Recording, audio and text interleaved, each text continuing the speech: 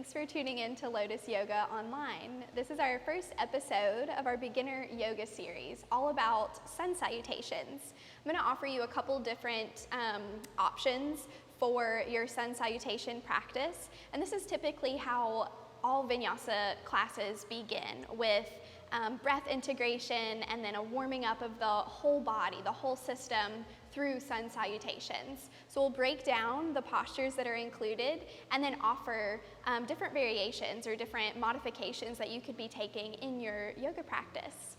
If you're not already, go ahead and come to a comfortable seated position. Just take a moment to sort out anything that you may have around your mats. Sometimes it's helpful if you sit on a cushion just to elevate your hips. And when you get comfortable, close your eyes. Take a deep breath in through your nose, then sigh out of your mouth. Close your mouth. Channel all of your breath in and out of your nose. There's this slight restriction you can add in at the back of your throat, kind of engaging your whisper muscles, so that you're able to tap into a deeper, slower pace of breathing. This is called Ujjayi breath, victorious breath. It may sound like an ocean wave or even Darth Vader once you really start to restrict in the throat. But by practicing your Ujjayi breath, you'll give yourself enough time to move in and out of your postures, and you'll create an overall calming effect on your nervous system. So while our postures may bring up a lot of challenges or a lot of discomfort in the body, you always want to return to that pattern and that pace of your breath to create the calm, steady mind. Let's take 5 more breaths right here.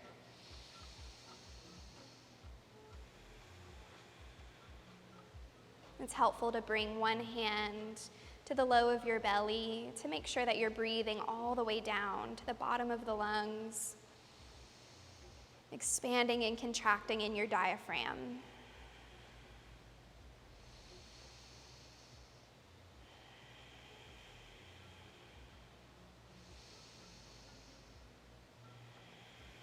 On your next inhale, lift both of your arms up over your head, blink your eyes open.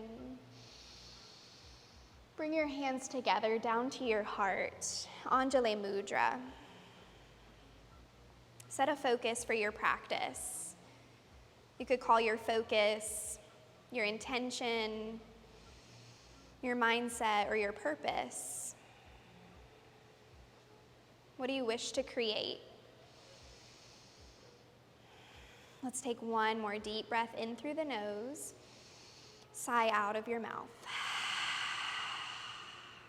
Shift onto your hands and your knees.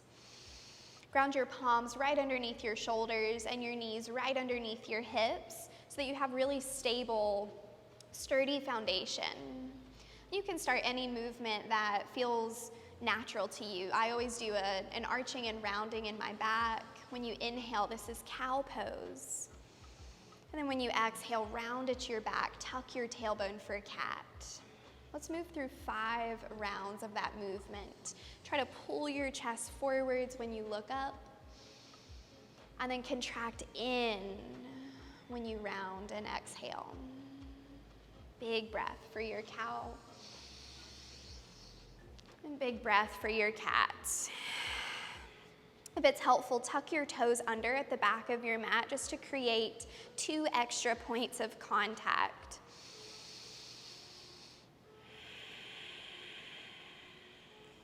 We have 2 more rounds, just following the breath, starting the very first element of Vinyasa in our practice. Notice how you feel in your hands. Spread out your fingers. And then add a small grip underneath each of your finger pads. Just Just really igniting foundation, igniting your connection to your mat and to earth. Bring your spine to neutral. Notice where your elbow pits are facing on your arms. If you're really hypermobile, your elbows may want to spiral forwards, but try to bring it back to neutral so your elbows or your elbow pits face one another, and then you create a slight little bend in your elbows. That's going to help activate your upper arms. Tuck your toes under at the back of your mat, and then slowly begin to straighten your legs for our first downward facing dog. We won't be here long. Just using it more of like a wiggle out for the body or a stretch for the back of the legs. Don't worry about doing this one perfectly. Just kind of feel out that space of supporting your body weight on your palms and then letting that support move into the shoulders and the core. Look up to your thumbs. Walk your feet up towards your hands as close as you can get. Then bend your knees, slowly roll all the way up to stand. Let your arms circle wide. Gaze up towards your fingers. Bring your hands down to your heart center. Relax your palms by your sides. This is Samastitihi, or your equal standing pose. Let's take a moment to build this pose from the ground up.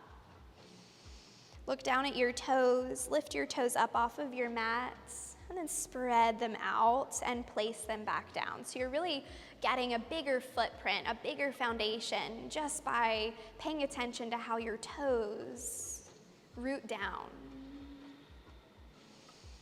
For me, it's most comfortable to keep my feet hips width, not too wide. You could also bring your feet together if that works for your body. Now engage your legs, draw your kneecaps up into your quads, then draw your tailbone down towards your heels. That's going to create a little uplift in the front of your pelvis, giving you more length in your lumbar spine. Send energy into your palms, spread out your fingers. With your next inhale, draw your shoulders up, then exhale, roll your shoulders back and down. With our next breath, lift your palms up overhead, extended mountain pose. Let's take 3 breaths right here. With your breath, you might create a little bit of movement in your shoulders, just expanding with the in-breath, and then drawing into center with the out-breath. One more inhale. On your exhale, forward fold. Lean forwards into your toes, into your roots. Take a few breaths right here. Soften your knees. You create a small bend in each knee, which will allow your chest to melt down towards your thighs. If you have any wiggles, any shakes that you need to get out of your body, you can add them in right here. It usually feels good for the neck, for the shoulders, to keep a little bit of movement. On your next inhale, lengthen halfway. Bring your hands onto your shins so that you can get your shoulders in line with your hips, and then activate your shoulders back onto your spine. Send energy out through the crown of your head and back through your tailbone. So we're trying to balance our weight through the center of our feet. Take one more breath in. Exhale, forward folds. Roll all the way up to your extended mountain pose. Lift your palms, lift your gaze, then bring hands through heart center and return them down by your sides. So this is our half Sun Salutation A. Let's do this 2 more times, creating an element of flow, 1 breath per posture. On your inhale, sweep your palms up. Exhale, forward fold, lean forwards. Inhale, halfway lift. Remember to pull your shoulder blades back. Exhale, forward folds. Roll all the way up to stand, extended mountain pose. Look up. Samastitihi, equal standing pose, hands by the sides. Again, inhale, lift, lengthen. Exhale, forward folds. Inhale, halfway lift, long flat back. Exhale, forward folds. Rise up, extended mountain pose. Turn on the muscles in your legs. Samastitihi, reset. Let's do one more, half sun A, just like that. Inhale, lengthen. Exhale, forward folds. Remember the bend in your knees is always there. Halfway lift, Ardha Uttanasana. Exhale, forward folds. Rise all the way up, extended mountain pose. Big breath in. Then Samastitihi, reset your palms. This is always an option available in a Vinyasa class. Most of the time we're stepping all the way back to down dog and adding a few extra postures in. So let's take a look at those now. Starting the exact same way. Inhale, extended mountain pose, lift and lengthen. Exhale, forward folds. Halfway lift, breathe in.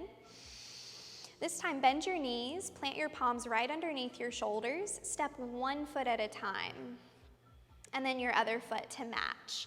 Lower your knees down to your mat. This is our first high plank. I really like to start my practice with knees down in order to create a really strong base for the shoulders, strong base for the wrists. So we don't want our wrists taking all of our weight right here. We want to try to distribute our weight back into the core and hips. Check in with your elbows. If they're rotating forwards, try to parallel them to one another. On your inhale, shift your heart forwards an inch. And then on your exhale, lower all the way down to the mat. Try to let your chest come first and then your hips. Good, hips all the way down. Now keep your palms right where they are. Draw your elbows in towards the center of your spine. Lift your chest. Then exhale, release. Let's do that 2 more times. Inhale, lift just your chest. Fire up through your back body. Exhale, release. Do one more. This one will hold for a couple of breaths. This is our cobra pose. If you can think energetically, your heart shining forwards while your elbows pull back, you'll get that last little bit of opening in the chest and a whole lot of strength in your backside. Take one more breath in. Exhale, release. Lift up to your hands and your knees, returning to that tabletop posture that we started with.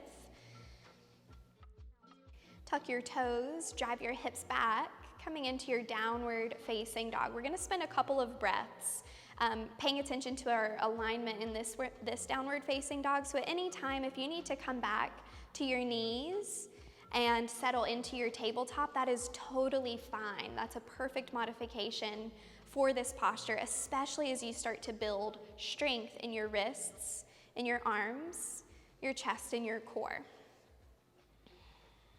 Spread out through your hands. A lot of times I'll see the base of the index and then the base of the other fingers kind of lifting up. Instead, we want to spread out and root our palms down into the earth, down into the mat. That's going to fire up through your forearms, and then fire up into the upper arms, the triceps.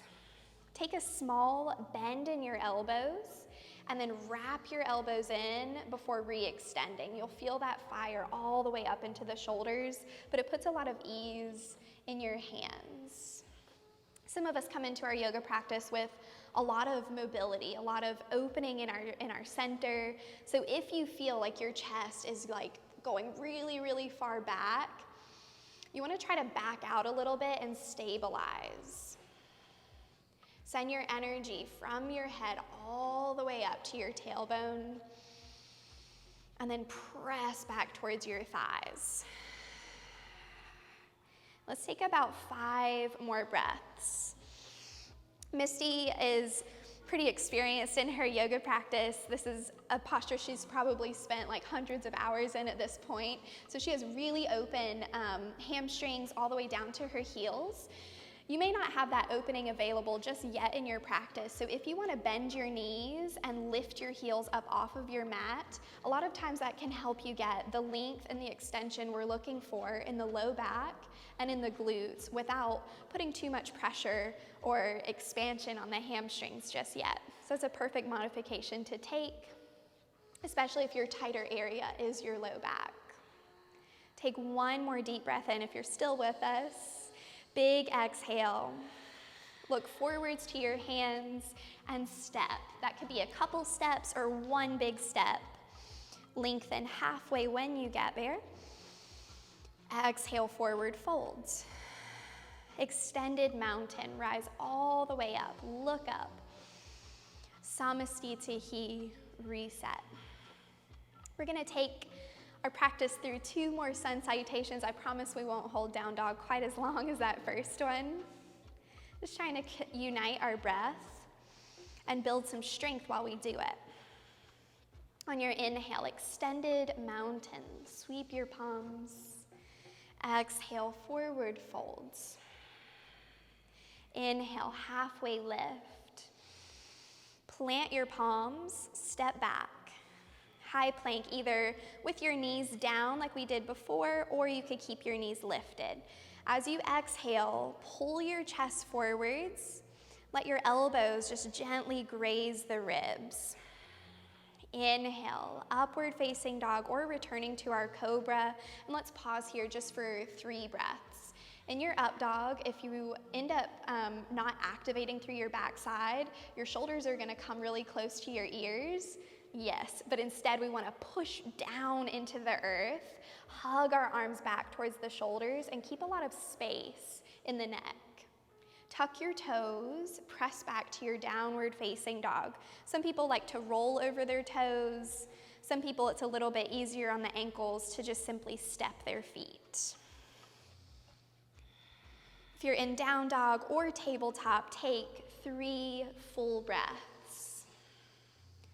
Remember the breath that we created at the very start of our practice, in and out of the nose, with a restriction in the nose, or restriction in the throat, excuse me.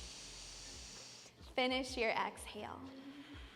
Look forwards, step or walk to your hands. Inhale, halfway lift, get long in your spine. Exhale, forward folds. Extended mountain, rise up, look up. Samastitihi, reset. Good, one more, Sun Salutation A, or Surya Namaskar. Inhale, extended mountain. Exhale, forward fold, draw in towards your center. Halfway lift, breathe. Ground down through your palms, step your feet back. You choose knees down or knees up, lower. Upward facing dog, open and expand in your chest. Pull your shoulder blades in towards your spine. Good, then move to your downward facing dog. When you're starting your practice, it doesn't matter how smooth you move. It's much less about the postures, and it's so much more about your breath and your mindset when you are going through these movements. It's a practice in non-attachment. On your next inhale, step forwards to the top into your flat back. Breathe in and lengthen. Breathe out, forward folds. Root down through your feet, rise up, extended mountain pose. Samastitihi, reset. Let's take a couple of breaths right here. Take a long inhale and a big sigh out.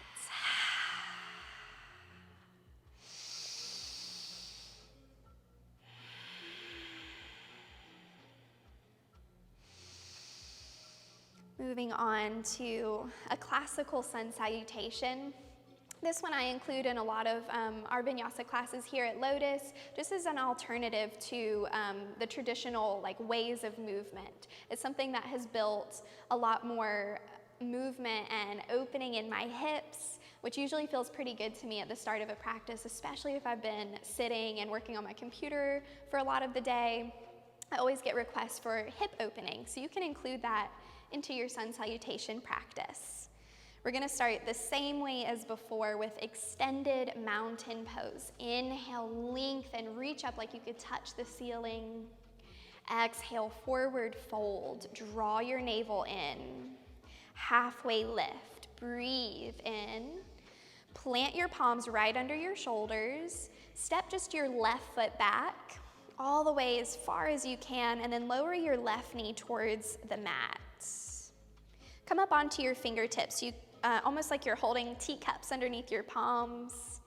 And then right here, draw your shoulders back, expand your chest forwards. You can stay here with your hands down. If you feel stable in your legs, lift your palms up overhead. Good.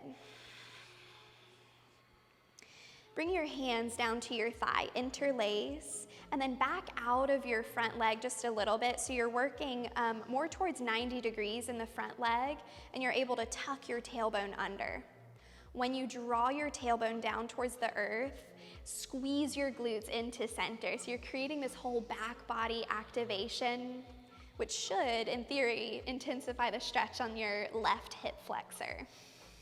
So if you're feeling a lot of expansion, a lot of stretch across your left hip, you're probably doing this correctly. Take one more breath in. Full breath out. Return your hands to frame your right foot. Step both feet back to your high plank pose, either using knees or engaging your legs to lift your knees. On an exhale, lower down, Chaturanga Dandasana. Inhale, upward facing dog, open your chest. Downward facing dog, move over your feet, press your chest back.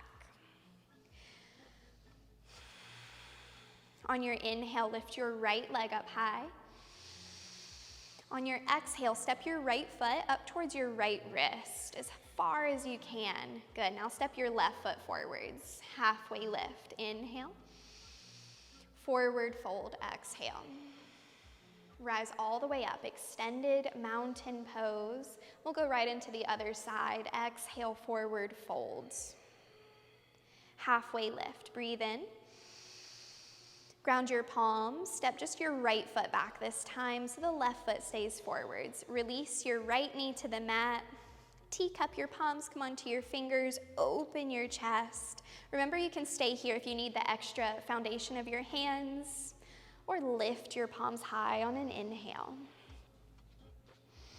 It always feels really good in my chest whenever I open up the front side, moving with breath.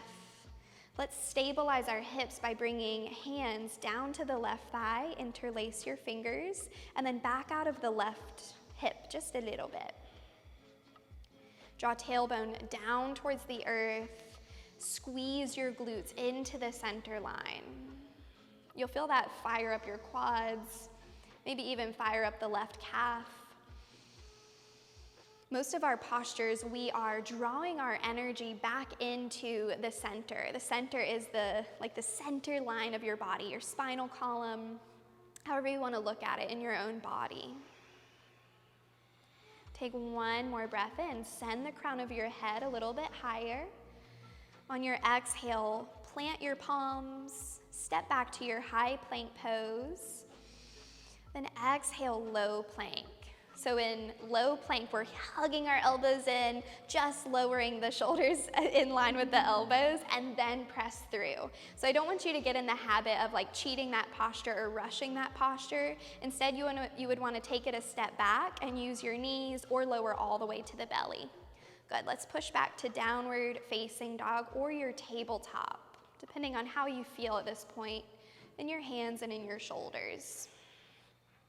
Good, so this is the perfect modification for downward facing dog, especially if you haven't been doing too much weight bearing activity on your hands. Super common, like we work on a computer with our hands, we get a little bit of movement in our wrists, but that's totally different than supporting your body weight on your hands. It can be pretty intense when you start your practice. So if you are choosing the tabletop, just make sure you're not pushing your elbows forwards, but you're still wrapping into center. And then you're activating your core by keeping that tailbone tuck and the center of your back, your thoracic spine, lifting to the ceiling. Take one more breath. Big exhale. Make your way to the top of the mat. So if you're in tabletop, you'll want to tuck your toes, step your left foot and then your right foot, or walk your feet. Inhale, half lift. Exhale, forward fold. Extended mountain, rise up, look up. Samastitihi, reset.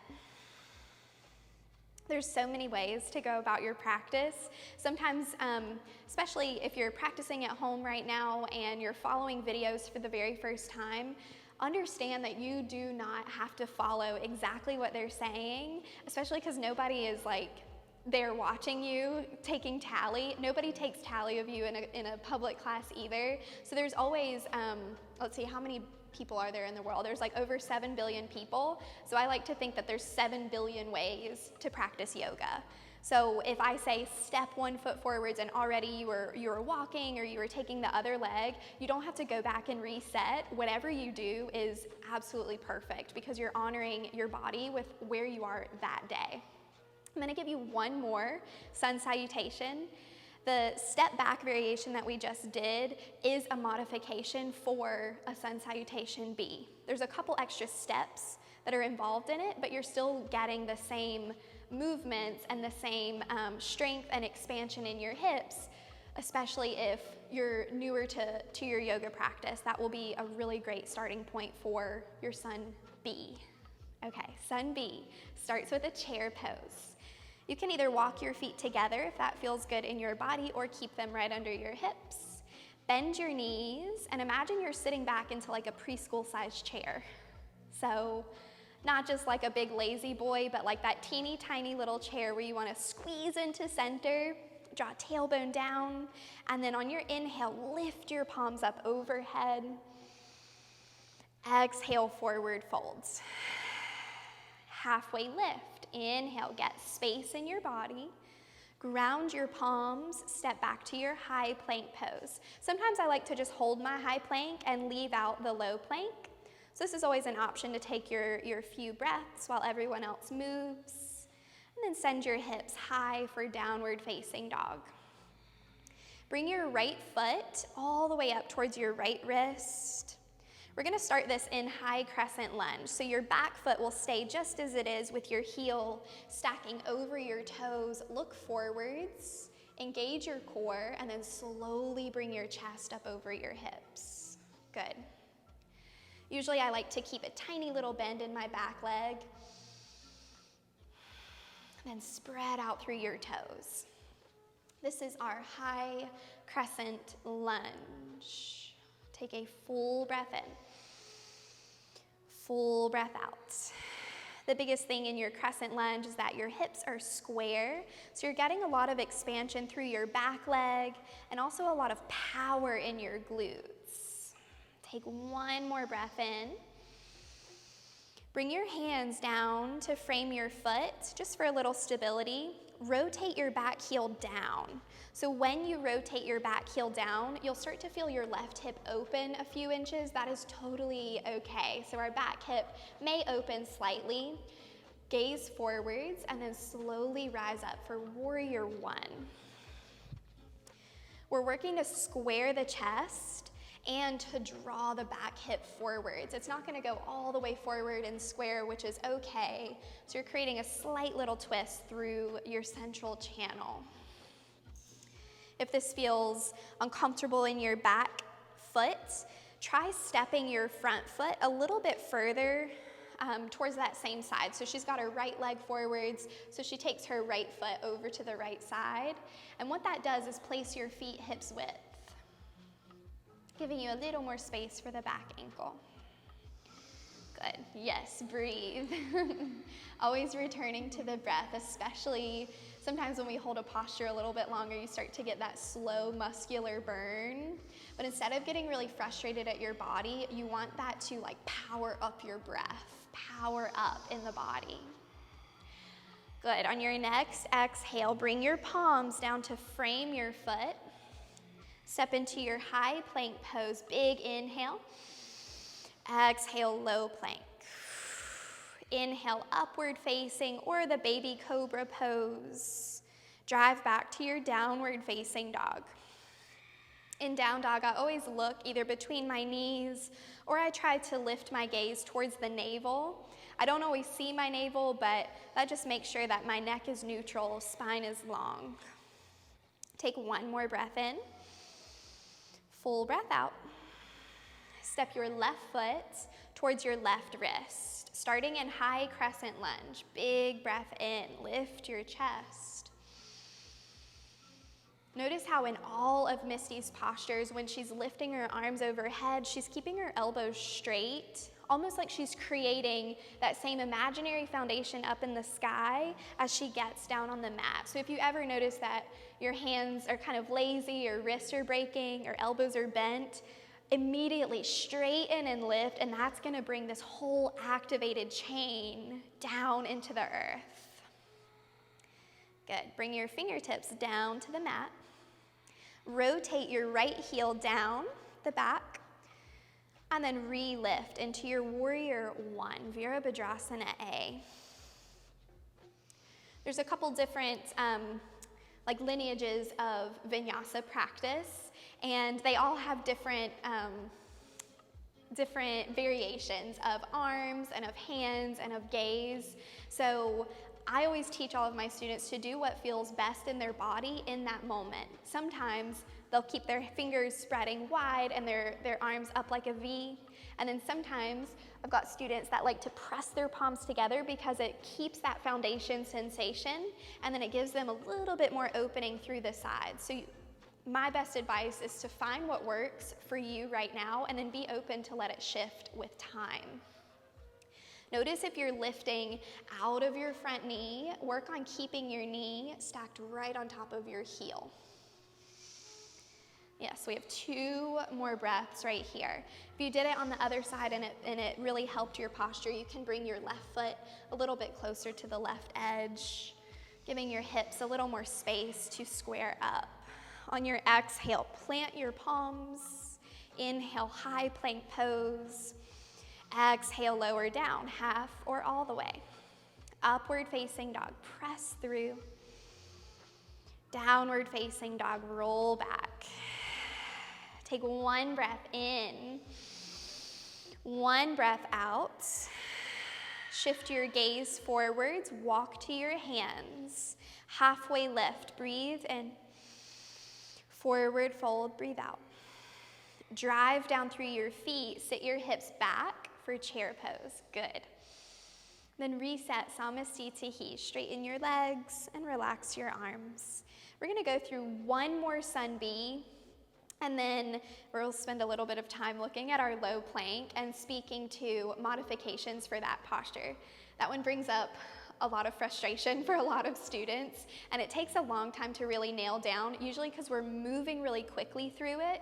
So for the end of our practice, we'll just spend a little more time working on the chest. All right, Sun Salutation B. This time we won't be doing the crescent lunge. We're just gonna move one breath per pose. Starting in chair pose. Inhale, sit your hips back. Good.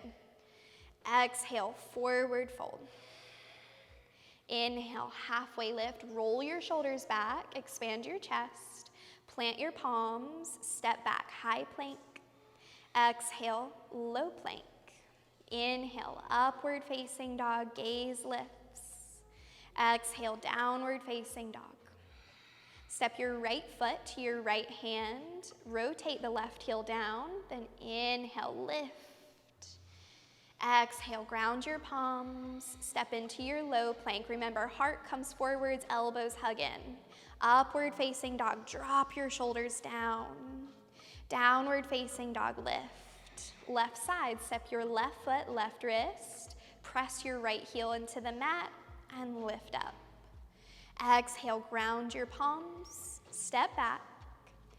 Exhale, bend your elbows. Upward facing dog, make sure you're coming to the tops of your feet.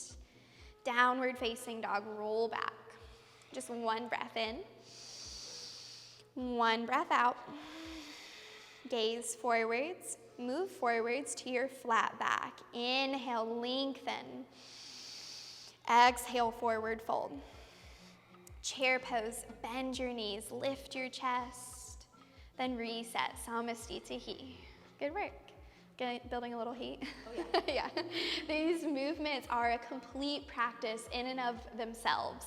So this is the perfect vinyasa to start with without getting like totally overwhelmed by like the thousands and thousands of postures that there are to explore, especially if you want to be practicing for the rest of your life. There's really no rush. So this is always, always, always the start of our vinyasa classes because they build heat, they get us moving, and they get our mind present into the body and present with our intention, whatever it is that you set at the start of practice. If you could go ahead and step into your tabletop, we're going to talk a little bit more about Chaturanga. Chaturanga is our low plank pose. So the first variation that we did for this movement at the very start of our practice, I had Misty in her modified high plank. So that's with the knees down, and then right here she's in her tabletop. If she shifts her chest forwards a few inches, she turns this into that modified high plank pose. Now she may want her feet and her knees a little bit further back, but this is totally a comfortable and perfect place for her to start. So when she lowers down, it's a lot different than a push-up. A push-up, our hands are wide, our elbows go wide, and it's all across the chest. But in yoga, we want to be strengthening our core more than anything else, and then building some strength in the triceps, the back of the arms. So for our low plank, she hugs her elbows in by the ribs, and then she's not dropping her chest lower than her elbows. She's letting her chest actually stretch and expand forwards because she's got this big activation. Good, press back up. She's so strong. She's a perfect demo for this. Okay, so the first, if that is just like, you're like, yeah, no way, not today, not happening, that is absolutely okay. I was really, really weak in my wrists when I first started my yoga practice, and I remember looking around at the class and being like, how the heck is nobody else seeming to like wince and shake in pain? How is it just me? And the truth is it wasn't just me, but I didn't know that. I was just in that comparison mindset. So fortunately, right now, everyone's practicing at home, so hopefully they don't have that comparison mindset.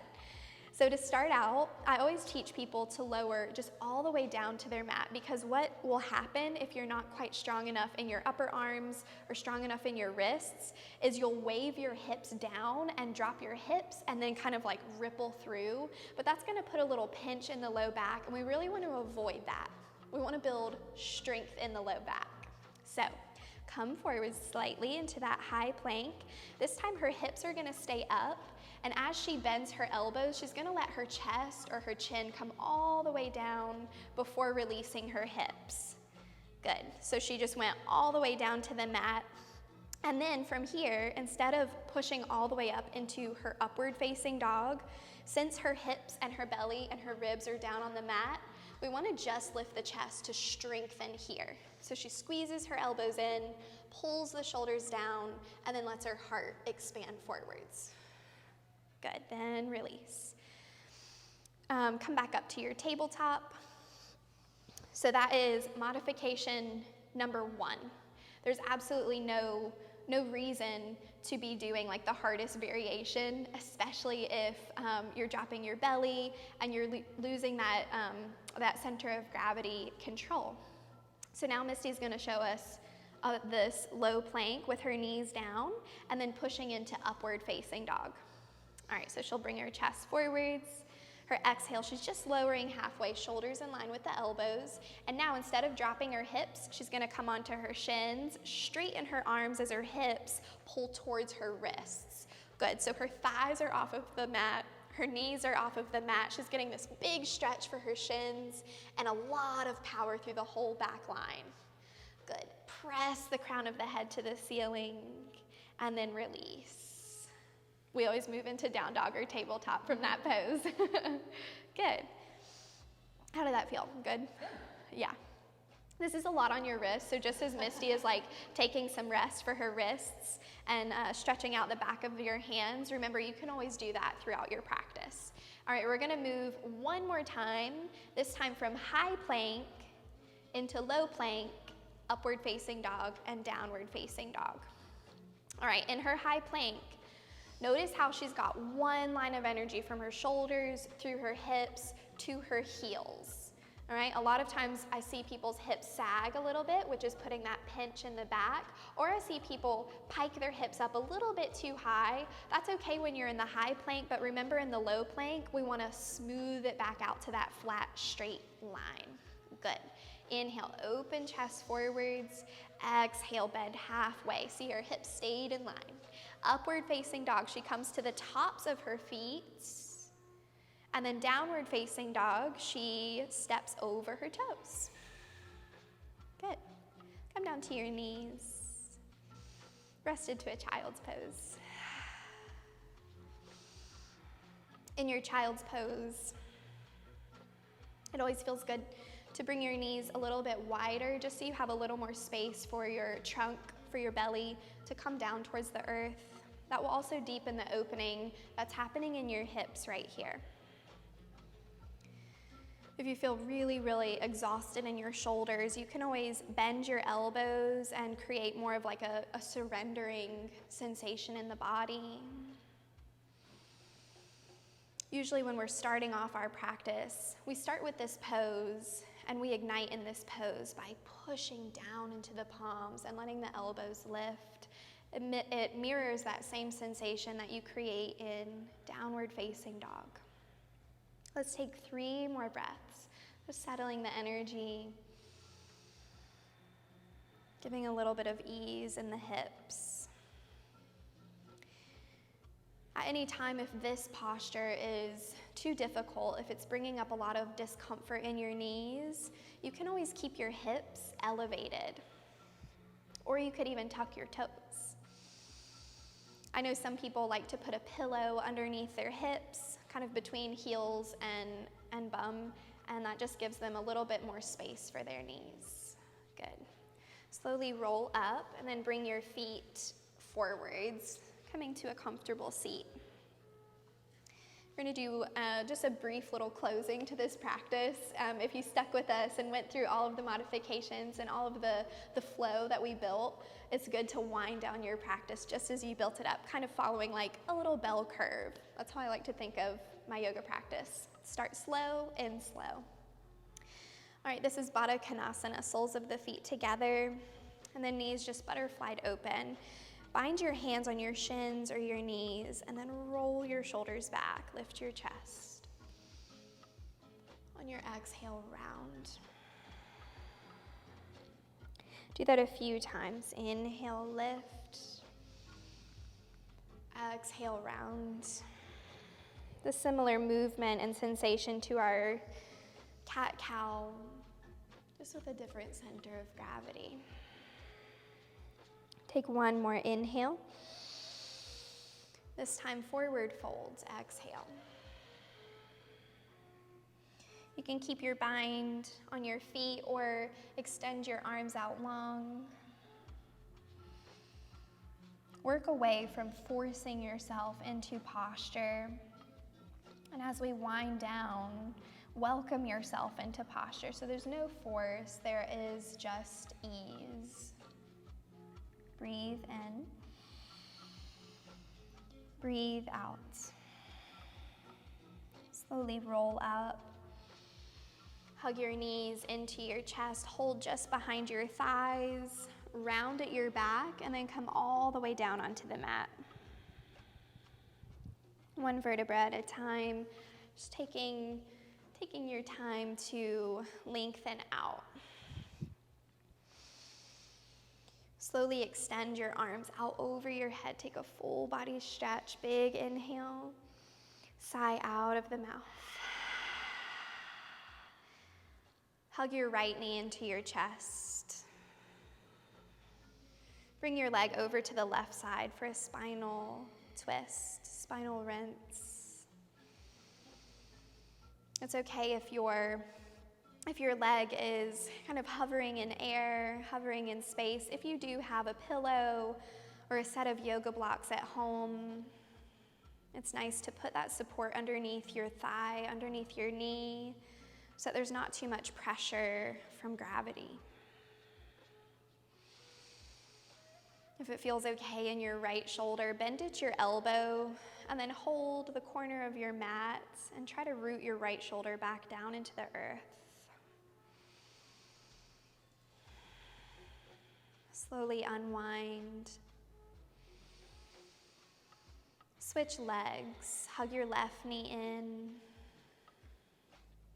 Bring your left leg over, across your body, spinal rinse.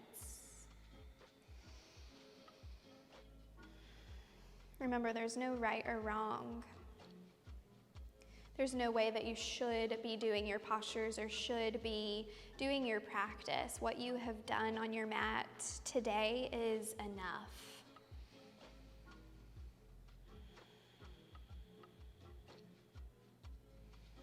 There's certainly safer alignment that we like to be mindful of, but there truly is no one size fits all when it comes to moving your body and awakening to your inner spirit. Slowly release.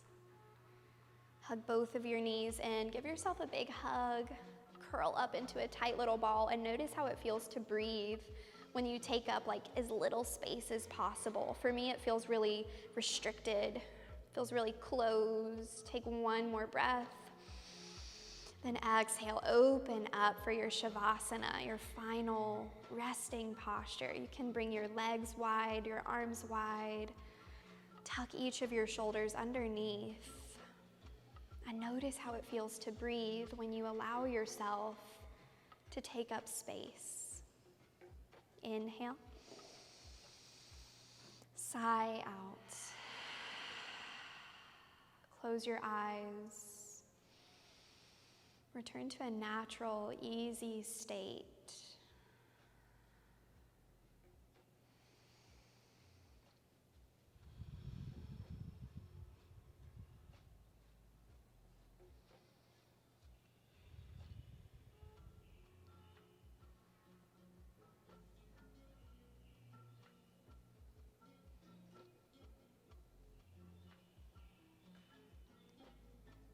This is the moment in practice where bliss arrives, where comfort comes flooding back in. Take a scan of your physical body, a scan of your mind, and a scan of your emotional body. How does it feel to live right here?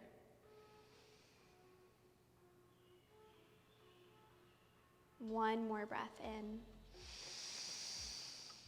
Big breath out, let it go. Bring your knees into your chest. Roll over to your right side into a fetal posture. This is the very first pose that we all arrived in. So in this pose, I always think of returning to my true state. Having a moment just to reset, renew, and begin again. Use your left palm, press down, gently lift yourself up to a comfortable seat.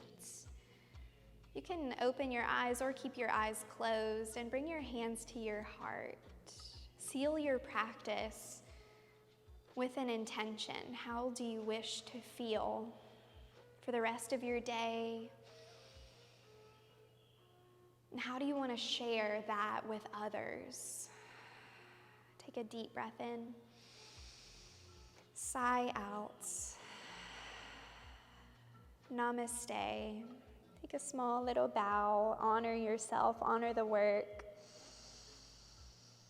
Thank you so much for tuning into this practice. Be sure to check out some of our other episodes in our basic series. And if you really enjoyed the Sun Salutations and you want to be practicing those on a regular basis, be sure to check out our Sun Salutation video. It's not breaking down the postures, it is just flow. We'll see you next time.